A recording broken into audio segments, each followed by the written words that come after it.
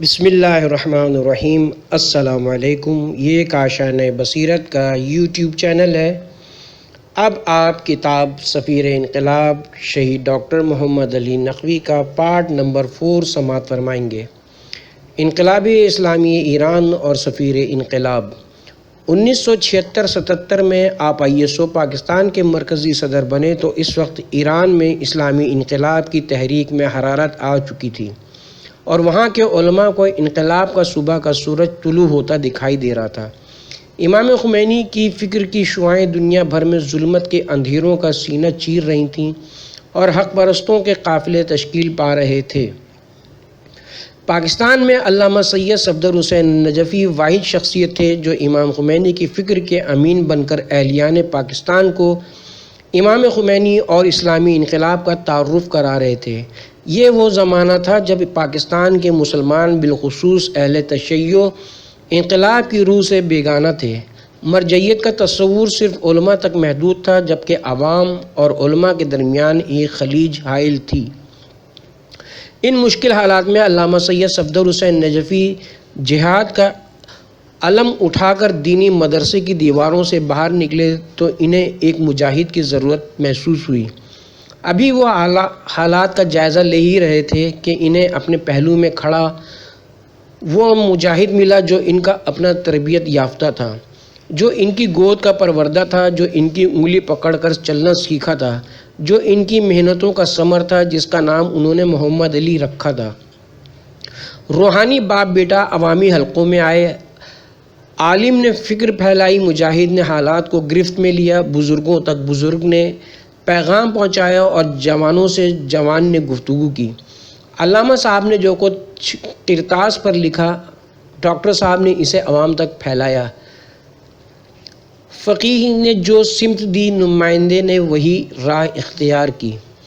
آغاز میں اسلامی انقلاب اور امام خمینی کے پیغمبروں کے سر الزام آئے اور مشکلات نے ان کی راہ میں دیوار بننا چاہا، مگر ہر الزام کا مقابلہ کرتے ہوئے اور ہر مشکل کی دیوار کو گراتے ہوئے یہ باپ بیٹا آگے بڑھے تو چند بابصیرت لوگ ان کے ساتھ ہو لیے اور یوں قافلہ حق تیار ہو گیا۔ شروع میں یہ قافلہ علامہ صاحب کے عقیدت مندوں اور ڈاکٹر صاحب کے ہم فکر نوجوانوں پر مشتمل تھا، مگر کچھ عرصے بعد عوام اس میں شامل ہوئے تو امام خمینی کے حمایتوں کا سیلے بے قرار رواں ہو گیا۔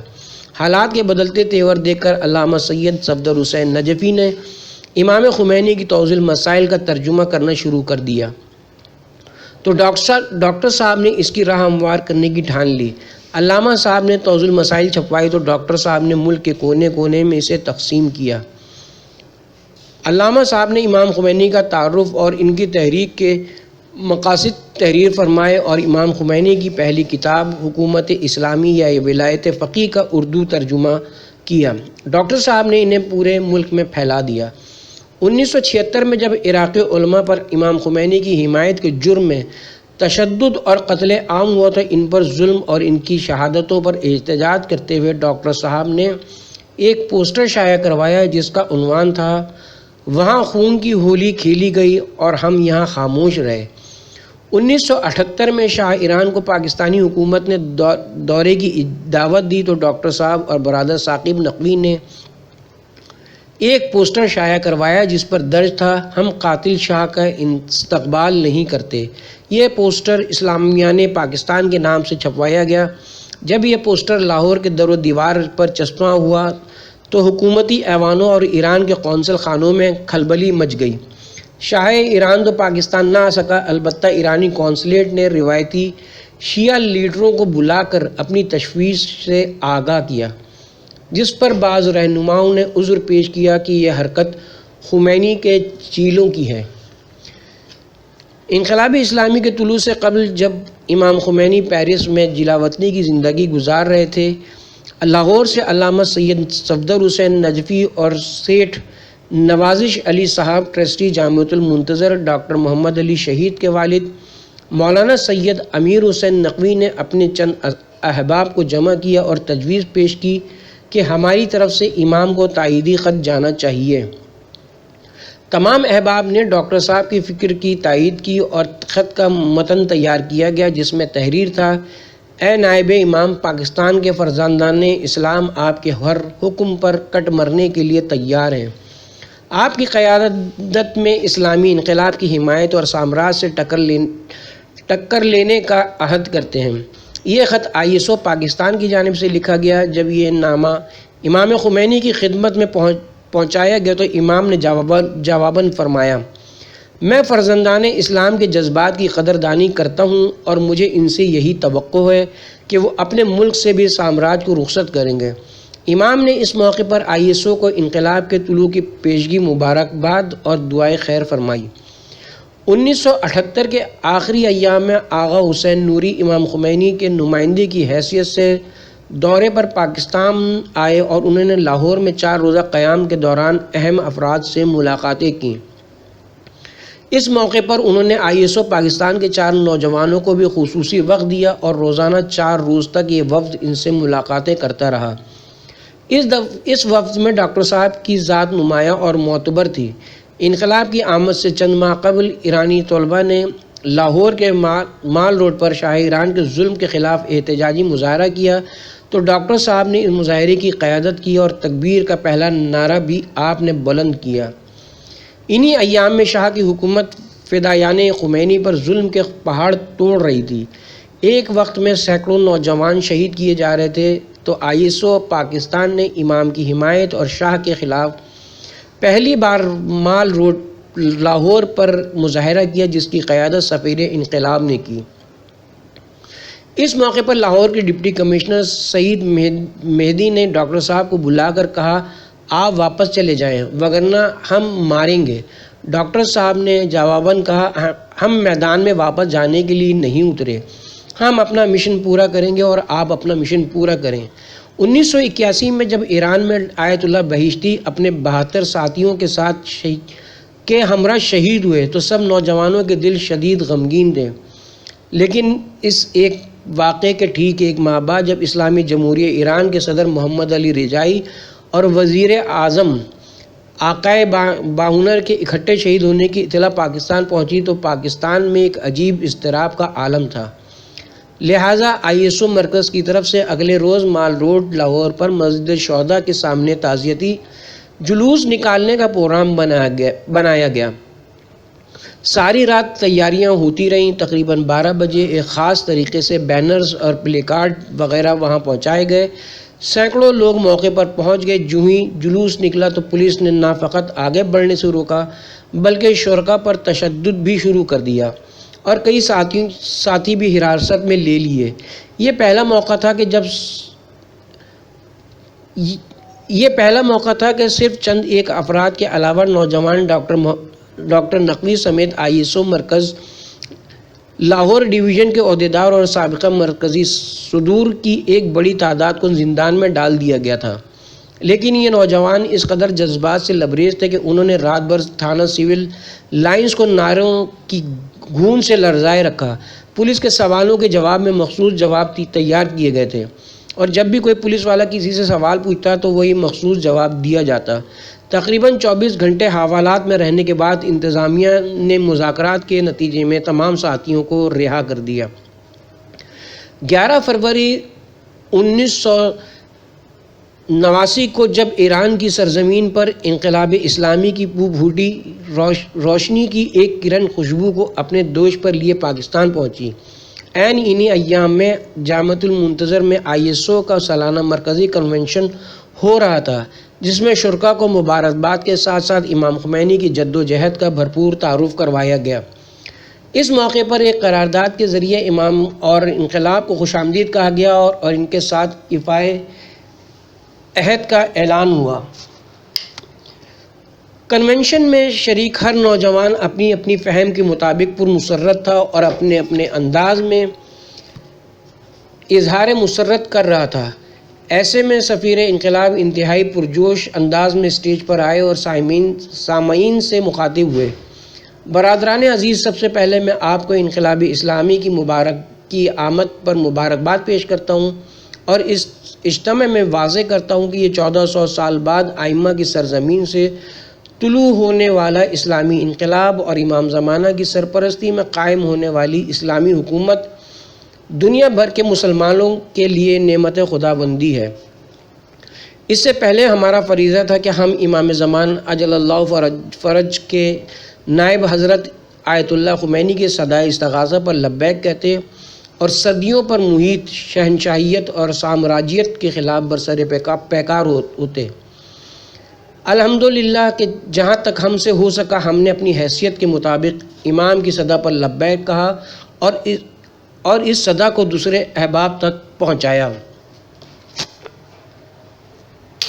برادران عزیز، آج جبکہ اسلامی انقلاب کا سورج طلوع ہو چکا ہے اور محروموں، مظلوموں اور محکوموں کی امید یعنی مستضعفین جہاں حضرت امام خمینی مسلمانان عالم کی تقدیر بدلنے کے لیے پرچم اسلام لے کر ہمارے سامنے تشریف لائے ہیں، اب ہم پر یہ ذمہ داری عائد ہوتی ہے کہ ہم سامراج کے زہریلے پروپیگنڈے کے مقابلے میں انقلاب اور امام کا نہایت دیانتداری اور خلوص سے تعارف کرائیں۔ یاد رکھنا کہ اس انقلاب اور امام کی شخصیت کو جذبات یا محبت کی زیادتی کی وجہ سے اپنے دائروں میں محدود نہیں کرنا۔ یہ خالصتاً اسلامی انقلاب ہے، اس کا دفاع، اس کا پرچار اور اس کی خدمت ہم سب پر لازم ہے۔ لہٰذا میں آپ سے استدعا کرتا ہوں کہ آپ اپنے علاقوں میں جا کر امام اور انقلاب کی ترویج کریں اور اسلامی سامراج کے خلاف زمین ہموار کرنا شروع کر دیں۔ یہی آپ کا فریضہ ہے، یہی آپ کی ذمہ داری ہے اور یہی وقت کا تقاضا ہے۔ ISO کے سالانہ کنونشن کے چند روز بعد ڈاکٹر صاحب نے قابل اعتماد اور سینئر تنظیمی برادران کا ایک اجلاس بلایا جس میں آپ نے احباب پر واضح کیا کہ امام خمینی کی حقیقی پیروی کے لیے ہمیں سب سے پہلے ان کی تقلید کرنا ہوگی تاکہ ہم امام کے حکم کو فرض کی حیثیت سے سر انجام دیں۔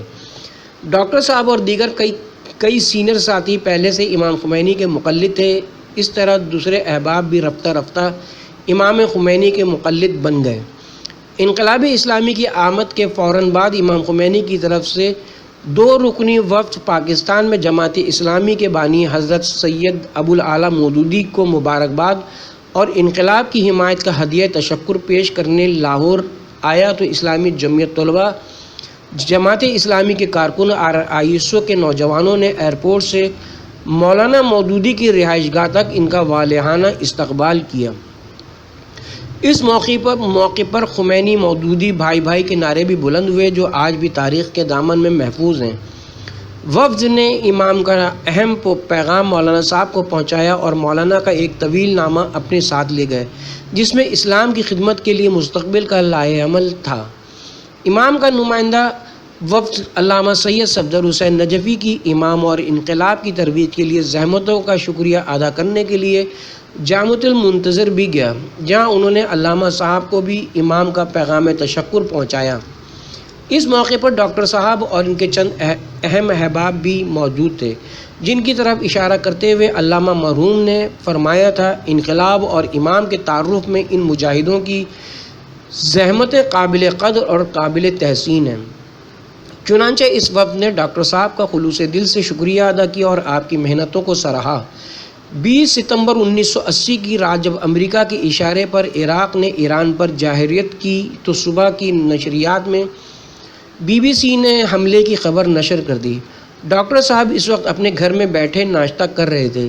جو ہی انہوں نے عراقی جارحیت کی خبر سنی، ایک دم تڑپے اور ناشتہ چھوڑ دیا۔ پریشانی کے انہی لمحات میں آپ نے فوراً روزنامہ نوائے وقت لاہور کے چیف ایڈیٹر حمید نظامی کو فون کیا اور ان پر گفتگو کے دوران واضح کیا کہ یہ جنگ عالمی سامراج کے اشارے پر مسلط کی جا رہی ہے اور امریکہ ایران سے نہیں بلکہ عالم اسلام سے شکست کا بدلہ لینا چاہتا ہے۔ لہٰذا ایسے میں بحیثیت ایک مسلم میں آپ سے اپیل کرتا ہوں اور توقع رکھتا ہوں کہ آپ اسلامی انقلاب کا بھرپور دفاع کریں اور مغربی ذرائع ابلاغ کا منہ توڑ جواب دیں۔ اسی دوران میں آپ نے شہر میں دیگر اہم فکر احباب سے صلاح مشورہ کیا۔ ان حالات میں ہماری ذمہ داری کیا بنتی ہے؟ آخر طے پایا کہ فوری طور پر زخمی شہریوں کے لیے ادویات پہنچائی جائیں۔ چونکہ یہ ڈاکٹر صاحب سے متعلقہ کام تھا، چنانچہ آپ نے سب سے پہلے اپنی جیب سے 500 روپے عطیے کے طور پر جمع کرائے اور شہر کے مخیر حضرات سے رابطہ کر کے لاکھوں روپے کی ادویات خریدیں اور ایران چھوڑنے چلے گئے۔ آپ کو ویزے میں معمولی سی غلطی کی وجہ سے کئی گھنٹے سرحد پر رکنا پڑا، یہاں تک کہ ویزے کی درستگی کے لیے آپ کو واپس کوئٹہ بھیج دیا گیا۔ آپ دوائیوں کے ٹرک سمیت کوئٹہ لوٹے اور ویزا درست کرانے کے بعد انہی قدموں واپس چلے گئے۔ جب آپ سرحد پر پہنچے تو وہاں کے ملازمین حیران رہ گئے اور کہنے لگے کہ ہمارا ملازم بھی اگر کوئٹہ جائے تو وہ 3 دن بعد لوٹتا ہے، جبکہ تم 1 شام بعد واپس لوٹ آئے ہو، کس دھات کے بنے ہوئے ہو؟ علاوہ ازیں ایران عراق جنگ کے ابتدائی سالوں میں پاکستان کے عوام کی طرف سے ایرانی بھائیوں کی جو مدد کی گئی، اس میں علماء کرام کی تبلیغ اور ڈاکٹر صاحب کی انتھک مجاہدانہ کوشش کا بے پناہ عمل دخل تھا۔ 1982 میں ڈاکٹر صاحب نے پروگرام طے کیا کہ پاکستان کے نظریاتی جوانوں کے لیے ضروری ہے کہ وہ انقلاب اسلامی کو قریب سے دیکھیں، وہاں کی تبدیلیوں کا مشاہدہ کریں اور وہاں کے پاسداران علماء کرام اور بانیان انقلاب سے ملاقاتیں کر کے روحانی غذا حاصل کریں۔ چنانچہ اس فکر کی تکمیل کے لیے ISO پاکستان کا دوسرا وفد ڈاکٹر صاحب کی زیر قیادت ایران پہنچا، جہاں ان کا فقید المثل استقبال کیا گیا۔ وہاں کے ماحول میں پھیلی ہوئی دین کی خوشبو نے ان کے ذہنوں کو معطر کیا اور وہاں پر شریعت کے راج نے ان کے دلوں کو تازگی عطا کی۔ پاسداران اسلام کے جذبہ جہاد نے ان کے خون کو گرمایا اور انبیاء کے ورثہ علماء کرام کی روحانیت نے ان کے اسلامی افکار کو نمو بخشی۔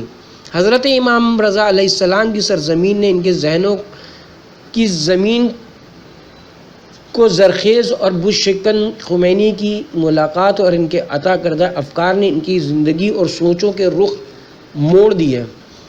اس دورے کے دوران میں سفیر انقلاب ڈاکٹر محمد علی نقوی کے امام خمینی سے عشق اور اسلامی انقلاب سے محبت نے نوجوانوں پر گہرے نقوش مرتب کیے جو آج بھی دلوں کی لوح پر محفوظ ہیں۔ ڈاکٹر صاحب نے ایران میں داخل ہونے کے بعد اپنے تنظیمی برادران کو جو پہلا درس دیا وہ کچھ یوں تھا: برادران عزیز، آپ اس وقت ائمہ کی سرزمین پر قدم رکھ چکے ہیں۔ آپ سیر و سیاحت کے لیے نہیں آئے بلکہ آپ مشاہدہ کرنے آئے ہیں کہ یہاں پر 2500 سالہ شہنشاہیت کا بت کیسے توڑا گیا، صدیوں پر محیط عالمی استکبار کا طلسم کیسے ٹوٹا، فرزند امام نے کن بنیادوں پر تحریک چلائی، علماء کرام نے اس انقلاب کے لیے کتنی محنت کی، نوجوانوں کی تربیت کیسی ہوئی اور انہوں نے قربانیاں کیسی دیں، یہاں کے آج اور کل میں کتنا فرق ہے، اس انقلاب کے تقاضے کیا ہیں اور ہمیں ان کے لیے کیا کرنا ہے۔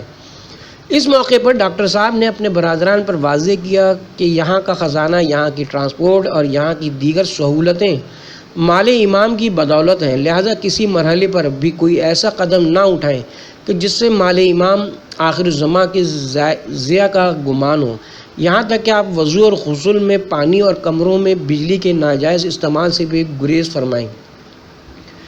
یہاں ڈاکٹر صاحب نے اپنے عشق کی ترجمانی کرتے ہوئے فرمایا: برادران عزیز، حد المقدور کوشش فرمائیں کہ آپ کے زیادہ تر اوقات اطاعت خدا میں صرف ہوں اور اب زیادہ سے زیادہ پیر جمران خمینی بشکن کے علاوہ جمران میں گزاریں تاکہ آپ کو نائب ایمان کی زیارت بھی نصیب ہو اور ان کے گھر کو دیکھ کر روح کی تازگی بھی ملتی رہے۔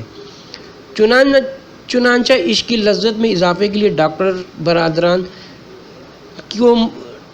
صاحب برادران کو مسجد آیت اللہ کمپانی لے گئے جو جمران کے علاقے میں واقع تھی۔ آپ جو ہی پیر جمران کے گھر کی جانب دیکھتے تو آپ کے چہرے پر پھول کی سی تازگی آتی اور لبوں سے خدایا خدایا تا انقلاب مہدی خمینی راہ نگہدار کے جملے بے اختیار ادا ہو جاتے۔ اگرچہ حکومت ایران کی جانب سے اس وقت کو ٹرانسپورٹ، علماء کرام کی ملاقاتیں، قیام اور طعام کی اعلیٰ سہولتیں میسر تھیں، مگر ڈاکٹر صاحب زیادہ تر وقت علماء کرام کی ملاقاتوں اور مساجد میں گزارتے، معمولی سا کھانا کھا کر برادران کے ساتھ جہاں جگہ ملتی سو جاتے۔ بعض اوقات آپ برادران کے ساتھ دائرے میں بیٹھ کر خربوزے سے روٹی کھاتے اور ایسے میں نفس امارہ کو نفس مطمئنہ کی طرف لوٹنے کا درس دیتے ہیں۔ اس دورے کے درمیان میں ایک مرتبہ جب برادران نے رات زمین پر سو کر گزاری اور صبح معمولی سا کھانا کھایا تو ایک ساتھی نے ڈاکٹر صاحب سے مزاحاً کہا، ڈاکٹر صاحب ایران کے دورے پہ آئے ہیں، جنگ خندق لڑنے نہیں آئے، آپ نے تو ہمارے پیٹوں پر پتھر بندھوا دیے۔ ڈاکٹر صاحب نے فرمایا، عزیز من، آپ لوگوں کے بارے میں تو میں کچھ نہیں کہہ سکتا، البتہ اپنے بارے میں مجھے معلوم ہے کہ مجھ جیسا نالائق انسان جس کی انقلاب کے لیے کوئی خدمات نہیں، اس قابل نہیں کہ اس پر مال امام خرچ ہو۔ میں سمجھتا ہوں کہ جو پروٹوکول ہمیں دیا جا رہا ہے ہماری حیثیت سے بھی زیادہ ہے۔ ہماری خواہش ہے کہ مال امام ہماری آسائشوں پر خرچ ہونے کے بجائے محاذ جنگ پر مصروف ان مجاہدوں تک پہنچے جو اسلام کی بقا کی جنگ لڑ رہے ہیں۔ یہ کارواں اپنے دلوں میں جذبات کا سمندر لیے وطن لوٹا تو برق رفتاری سے امام کا پیغام اور انقلاب کے تاثرات پھیلانے لگا۔ انقلاب ایران کی سالگرہ کا موقع آیا تو ڈاکٹر صاحب تحریک جعفریہ کے صوبائی دفتر لاہور میں تمام جزوی مصروفیات کو بالائے طاق رکھتے ہوئے بیٹھ گئے۔ آپ نے پورے ملک میں انقلاب کی ویڈیو فلمیں دکھانے کی جامع منصوبہ بندی کی اور اتحاد بین المسلمین کے سیمینار کرانے کا لائحہ عمل تیار کیا۔ آپ نے انقلاب کے تعارف کے لیے عشرہ منانے کا اعلان کیا جسے آپ کی نظریاتی فوج ISO پاکستان نے تکمیل تک پہنچایا۔ ملک بھر کے ہر ضلع میں انقلاب کی سالگرہ کے اجتماع منعقد ہوئے جہاں شیعہ و سنی علماء کرام نے خطاب کیے۔ نوجوانوں نے گاؤں گاؤں جا کر انقلاب کی فلمیں دکھائیں۔ یہ کہنا ہرگز بے جان نہ ہوگا کہ ISO کے نوجوانوں نے امام کا پیغام کریا پہنچانے میں خوب حق ادا کیا اور اپنی ان حسرتوں کو پورا کیا جس کے بارے میں وہ ہر نماز کے بعد زیارت امام حسین علیہ السلام میں کہتے ہیں کہ کاش ہم کربلا میں ہوتے۔ علماء کرام کی محنت اور نوجوانوں کی ڈاکٹر صاحب سے وابستگی نے اسلامی برادران میں انقلاب اور امام کے عشق کی وہ لو جلائی جسے سرنگوں کرنا بڑے بڑے شیطانوں کے لیے ناممکن ہو گیا۔ یہ نوجوان جہاں جاتے، جہاں بیٹھتے، جہاں گفتگو کرتے، ان کے لبوں پر حقیقت معجزاً ہوتی اور یہ عاشقان امام خمینی لوگوں کو انقلاب اسلامی کی آمد کے بارے میں بتاتے۔ اخلاق پریشاں تھا، تہذیب ہراساں تھی، بدکار حضوروں سے، بدنسل جنابوں سے، عیار سیاست نے ڈھانپا تھا جرائم کو، ارباب کلیسا کی حکمت کے نقابوں سے، عیش ایک کا لاکھوں کی غربت سے پنپتا تھا، منسوب تھی یہ حالت قدرت کے حسابوں سے، طبقوں سے بٹی دنیا صدیوں سے پریشاں تھی، غمناکیاں رستی تھیں آباد خرابوں سے، انسان کا مقدر اور اسلام کی عظمت بھی آزاد ہوئے آخر شاہی کے عذابوں سے۔ بعض اوقات جب معتمد صحتی ڈاکٹر صاحب سے سوال کرتے کہ آخر وہ کون سی وجوہات تھیں جن کی بنا پر آپ نے ملک کے ہر دور و دیوار تک امام کا پیغام اور گھر گھر تک امام کی تصاویر پہنچائیں، جبکہ عالمی استعمار اس کے ایجنٹ اور ہمارے حکمران آپ کی فکر کے مخالف تھے، تو آپ خوشگوار تاثرات کے ثواب دیتے کہ علماء کرام کی محنت اور ISO پاکستان کی زحمات اس کی بنیادی وجوہات تھیں، جبکہ ان دونوں حلقوں کا محور امام سے عشق تھا۔ آپ فرماتے کہ ہمارے نوجوانوں نے ملک میں امام کی تصاویر اور توضیح مسائل ٹرکوں کے حساب سے تقسیم کیے اور مختصر عرصے میں خاطر خواہ نتائج حاصل کیے۔ سفیر انقلاب کو بانی انقلاب سے جنون کی حد تک عشق تھا۔ کوئی ایسا مسئلہ جو یہاں کے علماء کی دسترس سے باہر ہوتا، ڈاکٹر صاحب دفتر امام خمینی سے رابطہ کرتے اور امام کی رائے یا فتوے کے منتظر رہتے۔ ایک مرتبہ راقب نے تحریک جعفریہ کے صوبائی دفتر 2 دیو سماج روڈ پر ڈاکٹر صاحب سے چند امور پر بحث کی تو آپ نے فوراً فرمایا، امام سے پتہ کرتے ہیں، جب تک امام خمینی کا سایہ ہمارے سروں پر قائم ہے اس وقت تک ہمیں پریشان ہونے کی ضرورت نہیں۔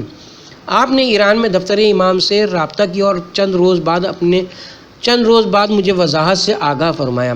میں نے سفیر نور کتاب میں علامہ سید عارف حسین الحسینی شہید کی امام خمینی سے عقیدت کے واقعات نقل کیے، مگر مجھے ذاتی طور پر کبھی امام خمینی کی ذات پر گفتگو کے دوران میں شہید حسینی کے چہرے کے تاثرات نوٹ کرنے کا موقع نہ ملا۔ میری زندگی میں ڈاکٹر محمد علی نقوی شہید وہ واحد انسان تھے جن کے لبوں پر امام کا ذکر آتے ہی ان کے چہرے پر پھول کسی تازگی آ جاتی تھی۔ قائرین پر یہ واضح رہے کہ ڈاکٹر صاحب امام خمینی کو غیر معصوم سمجھتے تھے اور شیعہ عقیدے کے مطابق وہ 12 ائمہ کے قائل تھے، مگر امام خمینی کو ائمہ کا نائب یا ان کا جانشین اور ان کی فکر کا پیغمبر ضرور جان سمجھتے تھے۔ آپ کی نظر میں امام خمینی کی ذات نائب امام زمانہ کی حیثیت رکھتی تھی، جس کے بارے میں امام آخر زمان کی وصیتیں واضح ہیں کہ ہمارے بعد نائبین آپ پر، جبکہ ہم ان پر خدا کی طرف سے حجت ہوں گے۔ چنانچہ ڈاکٹر صاحب امام خمینی کی حیثیت کے بارے میں بالکل واضح تھے اور وہ دل و جان سے امام خمینی کی بات کو اپنے لیے حجت سمجھتے تھے۔ انقلاب کی آمد کے بعد جب کچھ مخالف قوتوں نے یہ محسوس کیا کہ پاکستان میں انقلاب اسلامی کا اثر بڑی تیزی سے سرایت کر رہا ہے، تو انہوں نے مختلف ہتھ کنڈوں سے انقلاب اور امام خمینی کی مخالفت کرنا شروع کر دی۔ ایسے میں استعماری قوتوں کے ایجنٹوں نے ہمارے درمیان سے چند روایتی لیڈروں اور علماء کو استعمال کیا۔ اختلاف میں تیزی آئی تو علماء حقہ اور علماء سو کی اصطلاحات سامنے آ گئیں۔ ایک مرتبہ جب ڈاکٹر صاحب سے پوچھا گیا کہ علماء حقہ اور علماء سو کی پہچان کیا ہے، تو آپ نے فرمایا جو عالم دین ولی فقیہ امام خمینی کی بالواسطہ یا بلا واسطہ مخالفت کرتا ہے وہ علماء سو میں سے ہے، جبکہ وہ علماء جو خط امام کے پیروں ہیں اور علماء حقہ ہیں، اور ایسے علماء کی پیروی لازم ہے۔ آپ ہر محفل اور ہر جلسے میں نوجوانوں کو تاکید فرماتے کہ وہ ہر معاملے میں خط امام کو پیش نظر رکھیں۔ 1986 میں جب امام خمینی نے فرمایا کہ ہر وہ شخص جو طاقت رکھتا ہے محاذ پر پہنچے، تو یہ صدا ڈاکٹر صاحب کے کانوں تک پہنچی اور آپ بغیر حل و حجت محاذ پر جانے کے لیے تیار ہو گئے، یہاں تک کہ آپ نے گھر والوں کو بھی اپنے پروگرام سے آگاہ نہ کیا، جبکہ محاذ پر پہنچنے کے تیسرے روز فون کے ذریعے اہل خانہ کو اطلاع دی کہ میں اس وقت محاذ پر ہوں۔ یہاں سے آپ نے اپنے والد صاحب کو لندن خط تحریر فرمایا، جس کا مفہوم کچھ یوں تھا: اے والد بزرگوار، میں اس وقت ایران کے محاذ جنگ پر مجاہدین اسلام کی خدمت میں مصروف ہوں۔ میں آپ سے خط کے ذریعے معذرت چاہتا ہوں کہ یہاں آتے وقت آپ سے اجازت نہیں لے سکا، چونکہ امام کی صدائے استغاثہ میرے کانوں تک پہنچ چکی تھی اور مجھے اپنی زندگی کی وفا کے بارے میں یقین بھی نہ تھا، اس لیے میں نے کوئی لمحہ ضائع کیے بغیر یہاں پہنچ گیا ہوں۔ مجھے امید ہے کہ آپ مجھے معاف فرمائیں گے۔ میں شہادت کی دعا کا ملتمس ہوں، خدا کرے کہ مجھے ان پاک باز نوجوانوں کے ساتھ شہادتوں کے پرسرور ماحول میں شہادت نصیب ہو۔ جب آپ محاذ پر تھے، ISO پاکستان کا وفد انقلاب کے مشاہدے کے لیے وہاں پہنچا۔ ڈاکٹر صاحب اپنے ان برادران سے ملے تو وفد میں موجود برادر غلام حیدر حیدری، سابق مرکزی آفس سیکریٹری ISO پاکستان، نے آپ کو تنہائی میں بتایا کہ آپ کے اہل خانہ آپ کے لیے خاصے پریشان ہیں۔ حیدری صاحب کی بات سن کر آپ نے جواب دیا: میرے گھر والوں سے کہنا کہ میں خیریت سے ہوں، یہاں شہادتوں کا ماحول ہے۔ کچھ روز قبل امام خمینی سے ملاقات کر کے آئے ہیں اور ان کی دستبوسی کا اعزاز حاصل ہوا ہے۔ میرا جی نہیں چاہتا کہ میں ایسی روحانی ماحول کو چھوڑ کر اور شہادت جیسی نعمتوں سے منہ موڑ کر واپس لوٹ آؤں۔ حیدری صاحب نے قائل کرنے کی کوشش کی کہ اگر آپ یہاں رہے تو پھر پاکستان میں ایسا ماحول پیدا کرنے کے لیے کون آئے گا؟ آپ نے وعدہ کیا کہ بشرط حیات جلد وطن لوٹ آؤں گا، لیکن ابھی مجاہدین اسلام کے زخموں سے رشتہ لہو مجھے مسیحی خدمت پر مجبور کر رہا ہے۔ جب آپ پاکستان لوٹے تو پہلے سے کہیں زیادہ مضبوط عزم اور ہمت کے ساتھ باطل قوتوں سے برسر پیکار ہو گئے۔ آپ کی امام خمینی سے محبت کا یہ عالم تھا کہ ایک مرتبہ اتحاد بین المسلمین کے پروگرام میں حالات کے پیش نظر چند احباب نے امام خمینی کا نام لینے کے لیے رائے طلب کی، تو تو آپ نے سختی سے ڈانٹتے ہوئے کہا کہ امام کے نام پر کسی قسم کی مصلحت عزیز نہیں ہے، اور آپ احباب پر خفا ہوئے کہ آخر آپ نے ایسا سوچا کیوں ہے۔ روس کے سابق صدر گورباچوف کو اسلام کی دعوت اور گستاخ رسول سلیمان رشدی کے خلاف امام خمینی کے فتوے نے پورے عالم اسلام میں ارتعاش برپا کی ہے، تو ڈاکٹر صاحب بے پناہ خوش ہوئے اور فرمانے لگے، امام کے ہوتے ہوئے ایک طرف محمد صلی اللہ علیہ وآلہ وسلم کا دین پھیل رہا ہے اور دوسری طرف گستاخان محمد پر غضب طاری ہے۔ گویا امام خمینی قرآن کریم کی اس آیت کی تفسیر ہے جس میں ارشاد رب العزت ہے کہ مسلمان آپس میں نہایت نرم اور کفار پر بڑے سخت ہیں۔ آپ کی کوشش رہے کہ انقلاب اسلامی ایران کی کوئی خدمت سامنے ہو اور آپ اس کے لیے زحمات برداشت کر سرخرو ہوں۔ آپ سے جہاں تک ہو سکا آپ نے پاکستان اور ایران میں بے نظیر خدمات سر انجام دیں۔ نظریاتی، فکری، اقتصادی اور سیاسی تعاون کے لیے بھی آپ نے انقلاب اسلامی ایران کی یادگار خدمت کی۔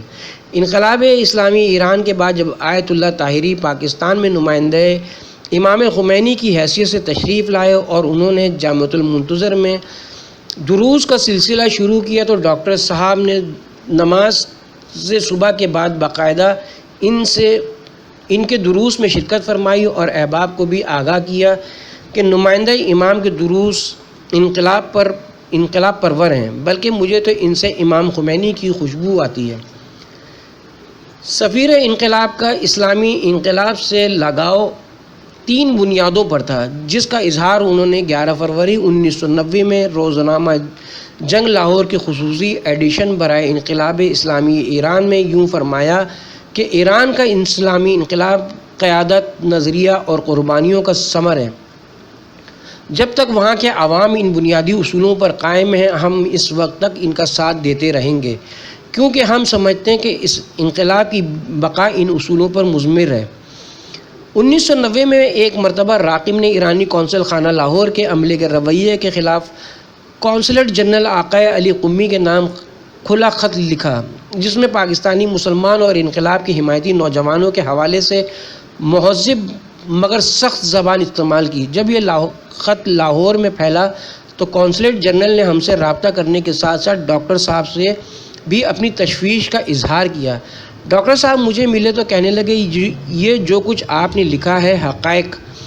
میں نے کہا میں ثبوت کے ساتھ یہ ساری چیزیں پیش کر سکتا ہوں۔ تو فرمانے لگے، ایرانی فرشتے نہیں ہیں، اگر آپ کسی موقع پر محسوس کریں کہ ان کے اقدامات سے انقلاب اسلامی کے تشخص کو مجروح کیا جا رہا ہے تو آپ ضرور تنقید کیا کریں، کیونکہ ہم امام کے سپاہی ہیں اور جہاں بھی کوئی نقص یا کمی دیکھیں اسے دیانتداری کے ساتھ سلجھائیں۔ خانہ فرنگ ایران کے سابق ڈائریکٹر جنرل صادق گنجی شہید کے بعض اقدامات پر ڈاکٹر صاحب اختلاف رکھتے تھے کہ گنجی صاحب کے بعض ایسے افراد سے تعلقات ہیں اور ایسے لوگوں کی محفلوں میں دیکھے جاتے ہیں جن کو اسلامی معاشرہ احترام کی نظر سے نہیں دیکھتا۔ اسلامی انقلاب کے سفیروں کا تشخص اسلامی حوالے سے ہونا چاہیے، نہ کہ کلچر کو فروغ دیتے دیتے وہ قابل اعتراض کلچر میں گر جائیں۔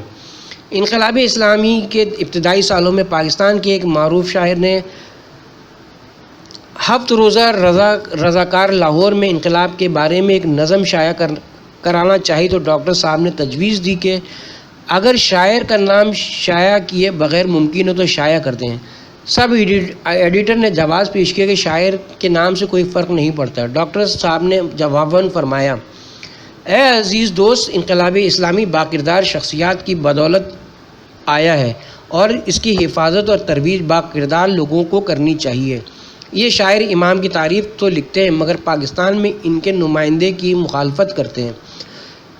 6 جولائی 1987 کی قرآن و سنت کانفرنس کے اجتماع کے لیے جلسہ گاہ کے اہم اور حساس مسئلے پر علامہ سید عارف حسین الحسینی کی تجویز پر ان کے تمام رفقا نے اختلاف کیا اور ڈاکٹر صاحب بھی دلی طور پر قائد کی تجویز سے مختلف تھے، مگر جو ہی قائد نے ڈاکٹر صاحب کی طرف دیکھ کر فرمایا کہ میری رائے یہ ہے کہ کانفرنس مینار پاکستان پر منعقد ہونی چاہیے، تو ڈاکٹر صاحب نے لبیک کرتے ہوئے حامی بھری اور اپنی قریبی ساتھیوں سے کہا، اس شخص کی بات 3 حوالوں سے ہم پر حجت ہے۔ ایک یہ کہ یہ ہمارے قائد ہیں، دوم یہ کہ ہمیشہ ان کی ہر بات کے پیچھے کوئی اور طاقت گویا ہوتی ہے، اور سوم یہ کہ یہ امام خمینی کے نمائندے ہیں، لہٰذا ان کی کسی بات کے آگے چوں چراں گناہ کرنے کے مترادف ہے۔ یہ آپ کی امام خمینی سے محبت کا نتیجہ تھا کہ دنیا بھر میں امام کے نمائندگان سے آپ کی روابط تھے اور آپ ان کے امر کی تعمیل بھی لازم سمجھتے تھے۔ 1986 میں جب آیت اللہ سید علی خامنائی اسلامی جمہوریہ ایران کی حیثیت کی صدر اسلامی جمہوریہ اسلام کی حیثیت سے سرکاری دور پر پاکستان آئے تو لاہور میں ان کے استقبال کے تمام انتظامات ڈاکٹر صاحب کی گرفت میں تھے۔ جب وہ کسی وجہ سے اسلام آباد سے لاہور مقررہ دن پر تشریف نہ لائے بلکہ ان کی آمد کو 1 روز کی تاخیر ہو گئی تو استقبالی ہجوم سے ڈاکٹر صاحب نے خطاب کرتے ہوئے فرمایا، ہمارے معزز مہمان کل تشریف لائیں گے، لہٰذا دور دراز سے آئے ہوئے لوگوں کو گھروں کو واپس نہیں لوٹنا جانا۔ یہ صدر ایران کا استقبال نہیں بلکہ امام خمینی کے نمائندے کا استقبال ہے۔ لاہور والے حضرات کو چاہیے کہ وہ باہر سے آئے ہوئے برادران کو اپنے گھروں میں لے جائیں اور ان کی مہمان نوازی کریں۔ دوسرے روز جو ہی نمائندہ امام خمینی لاہور ایئرپورٹ پر آئے تو ڈاکٹر صاحب اور ان کے احباب نے ان کا مثالی استقبال کیا اور اس موقع پر مرگ بر امریکہ اور یار امام خوش آمد کے فلک شگاف نعرے بلند ہوئے۔ اس تاریخی استقبال کے بعد ڈاکٹر صاحب انتہائی پرمسرت تھے اور فرمایا کرتے تھے کہ یقیناً امام خمینی خوش ہوں گے کہ اسلامیان پاکستان نے ان کے نمائندے کو دل کی گہرائیوں سے خوش آمدید کہا ہے۔ ڈاکٹر محمد علی نقوی کی امام خمینی اور انقلاب اسلامی سے محبت و عقیدت لاریب تھی۔ آپ بہت جری اور مضبوط اعصاب کے مالک تھے۔ بڑے بڑے حادثوں میں آپ کے چہرے پر شکن تک نہیں آتی تھی، مگر جب آپ نے امام خمینی کی رحلت کی خبر سنی تو آپ ISO کے مرکزی دفتر 2 دیو سماج روڈ پر پہنچے۔ وہاں پر موجود برادران جو ہی پرسہ دینے کے لیے ڈاکٹر صاحب کی طرف بڑھے تو آپ کی دھاڑیں نکل گئیں، جبکہ ڈاکٹر صاحب اپنے والدین کی وفات پر صرف اشکبار ہوئے۔ یہ نہیں کہ انہیں اپنے والدین کے فراق کا غم نہیں تھا، بلکہ وہ خود فرماتے تھے کہ میرے والدین کی رحلت نے مجھے یتیم کیا تھا، جبکہ امام خمینی کی رحلت نے مسلمانان عالم کو یتیم کیا ہے۔ اس لیے یہ صدمہ ذاتی صدمات سے بہت بھاری ہے۔ رہبر کے ہجر میں ہماری حالت حضرت یعقوب سے ہرگز کم نہیں ہے۔ ان سے ان کا بیٹا جدا ہوا تھا، جبکہ ہم سے ہمارا باپ بچھڑ گیا ہے۔ جب ڈاکٹر صاحب نے سیاہ بینر پر لکھا وہ شعر پڑھا تو فرمایا، اس عبد خدا نے ہماری ترجمانی کی ہے۔ سفیر انقلاب نے لاہور میں اسلامی انقلاب کی 14ویں سالگرہ پر امام خمینی کی ذات کے بارے میں صاحبزادہ خورشید احمد گیلانی کا مراسلہ سنا، جو بہترین لفظوں سے مزین اور عقیدت کی خوشبو سے معطر تھا، تو فرمانے لگے کہ آج کے جلسے میں ہمارے شیعہ کسی مقرر نے وہ فکر نہیں دی جو گیلانی صاحب کے مراسلے میں تھی۔ گیلانی صاحب کی محنت نے جلسے کا حق ادا کر دیا ہے۔ ہم گاڑی میں روانہ ہوئے تو کہنے لگے، میں تسلیم میاں، آئندہ آپ بھی ایسے ہی خوبصورت اور بامقصد مراسلات لکھنے اور پیش کرنے کی کوشش کریں، کیونکہ امام کی خوبصورت فکر کو اگر خوبصورت الفاظ اور خوبصورت انداز میں پیش کیا جائے تو پیغام میں اثر پیدا ہوتا ہے۔ امام خمینی کی ذات سے آپ کے عشق کا اثر براہ راست آپ کے بچوں پر بھی تھا۔ ایک مرتبہ ہم 4-5 احباب تحریک نفاذ فقہ جعفریہ کے صوبائی دفتر میں بیٹھے تھے کہ ڈاکٹر صاحب کے 2 سالہ معصوم بیٹے موسیٰ رضا بھی آ گئے۔ ڈاکٹر صاحب نے موسیٰ کو گود میں لیا اور کمرے میں لگی ہوئی 3 تصاویر کی طرف اشارہ کرتے ہوئے پوچھا، موسیٰ امام کی تصویر کون سی ہے؟ تو موسیٰ نے انگلی کے اشارے سے امام کی تصویر بتائی۔ ہم نے اخذ کیا کہ ایسا معصوم بچہ جس نے ابھی تک زبان نہیں کھولی مگر کھلی آنکھوں سے امام کی معرفت کر لی ہے۔ اسی طرح آپ کے 2 بچے سلمان اور دانش جب بھی ISO کے کنونشن میں آتے تو ان کے سینے پر امام کی تصویر ضرور لگی ہوتی تھی۔ جس قدر ڈاکٹر صاحب انقلاب اور امام سے عشق رکھتے تھے، اس قدر امام انقلاب کی اعلیٰ شخصیات کو بھی آپ کی معرفت اور آپ سے محبت تھی۔ کراچی میں مقیم آیت اللہ سید علی خامنائی کے نمائندے آقائے بہاؤالدینی نے ایک بھری محفل میں فرمایا کہ میں نے پاکستان میں ایک نوجوان بھی ایسا نہیں دیکھا جو امام خمینی اور انقلاب اسلامی ایران سے عشق رکھتا ہو اور اس کا تعلق ڈاکٹر محمد علی نقوی سے نہ ہو۔ اس سے ظاہر ہوتا ہے کہ امام کی محبت کا اصل محور ڈاکٹر نقوی کی ذات ہے۔ ان سے جب ایران میں ڈاکٹر صاحب کے بارے میں تاثرات لیے گئے تو انہوں نے فرمایا کہ ڈاکٹر صاحب سے ان کا تعلق عاشق و معشوق کا تھا۔ علامہ سید عارف حسین الحسینی کی شہادت کے بعد یہ اعزاز ڈاکٹر صاحب کی ذات کو حاصل ہے کہ ان کی شہادت پر ایران کی اعلیٰ شخصیات نے ذاتی طور پر تعزیت کی اور ایرانی نشر و اشاعت میں کئی روز تک آپ کی زندگی کے پہلو زیر بحث رہے۔ یہ بات بڑے وثوق سے کہی جا سکتی ہے کہ ڈاکٹر محمد علی نقوی شہید نے شعوری طور پر امام خمینی کی معرفت اور شعوری طور پر اپنے نظریے پر قائم رہے۔ وہ امام خمینی کا اس قدر عرفان رکھتے تھے کہ انہوں نے ہمیشہ امام کے فرمان کو اپنے لیے واجب سمجھا اور اس کے جزیات نکالنے یا منطق تلاش کرنے کی کبھی کوشش نہ کی۔ آپ کا نظریہ یہ تھا کہ کسی شخصیت کو ایک بار درک کر لینے کے بعد اس کی ہر بات پر رائے قائم کرنا معرفت کے متضاد ہے۔ سفیر انقلاب کو قریب سے جاننے والے احباب آج بھی اس بات کے گواہ ہیں کہ ڈاکٹر صاحب نے امام یا نمائندے امام کے کسی فرمان سے بھی بال برابر انحراف نہیں کیا، بلکہ ان کے لیے ہر حکم کو واجب جان کر ادا کرنے کی کوشش کی۔ آپ نے اپنے نظریے سے وفا کی خاطر پولیس کے تشدد، گرد و پیش کے جبر، روزگار کے ستم، اپنوں کی زیادتیاں اور غیروں کے ظلم برداشت کیے۔ آپ کے سر پر ضربیں، آپ کے نحیف جسم پر تشدد کے نشانات، آپ کے دل پر سینکڑوں زخم، یہاں تک کہ آپ کے جسم میں پیوست گولیاں امام خمینی سے عشق کا نتیجہ تھیں۔ آپ نے ہر ظلم مسکرا کر سہا، وطن کے اندر اور وطن سے باہر مصائب و مشکلات کے کٹھن ترین مراحل سے گزرے، مگر کسی بھی مرحلے پر آپ کے پاؤں میں لغزش پیدا نہ ہوئی، چہرے پر کوئی شکن نظر نہ آئی۔ آپ نے زندگی کا ہر مشکل مرحلہ فراموش کیا، مگر امام خمینی کی ملاقات اور ان کی دست بوسی آپ کے لیے سرمایہ حیات بن گئی۔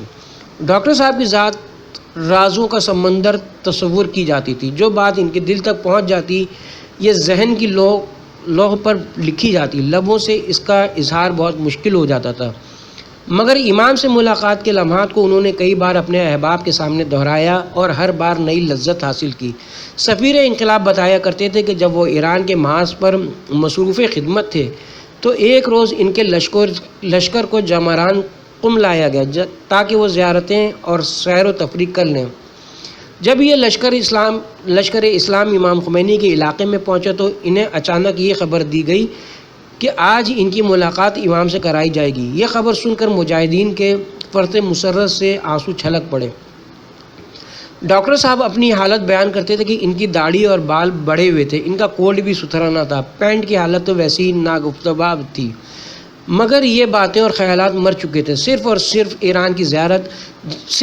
امام کی زیارت کا شوق زندہ تھا۔ چنانچہ مجاہدین مقررہ وقت سے قبل ملاقات گاہ تک پہنچ گئے۔ آخر امام تشریف لائے، باری باری انہوں نے مجاہدین سے مصافحہ کیا اور دعا دی۔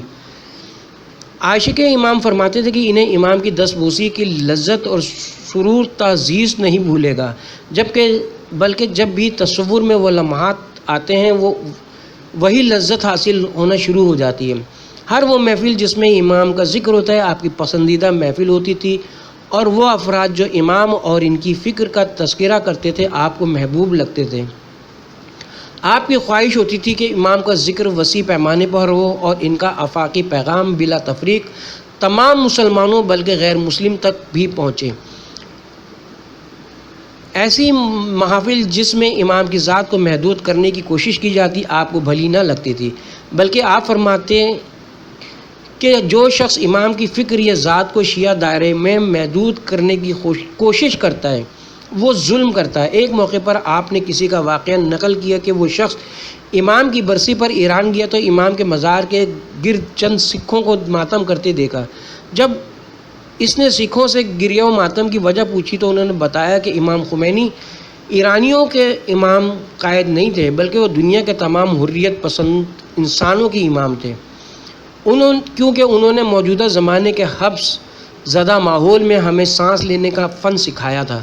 عاشق امام سفیر انقلاب کی دلی خواہش تھی کہ دنیا کا ہر مظلوم، ہر محکوم، ہر مستضعف امام خمینی کو اپنا رہبر امام تسلیم کرے اور ان کی صدا پر لبیک کہہ کر وقت کے ہر ظالم، ہر حاکم، ہر جابر، ہر فاسق اور فاجر سے ٹکرا جائے۔ ایک موقع پر امام کے حوالے سے آپ نے اپنی تشنہ مسرت کا ذکر فرمایا کہ کاش بیت المقدس امام کے ہاتھوں آزاد ہوتا اور امام اس میں نماز کی امامت کراتے اور ہم ان کی اقتداء میں نماز ادا کرتے۔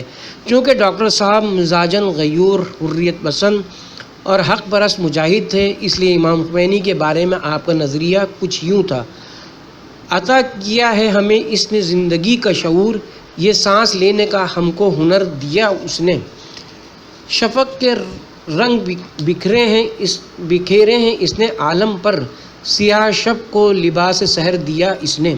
جو ہی آپ کی شہادت کی خبر ایران، شام، لبنان موصول ہوئی تو متعدد تنظیموں نے آپ کی شہادت پر تعزیتی پوسٹرز اور پمفلٹ شائع کروائے۔ ان ممالک میں آپ کی مجالس تراحیم منعقد ہوئیں اور ایران میں آپ کے صاحبزادے سید محمد سلمان نقوی نے پروگرام میں شرکت کی۔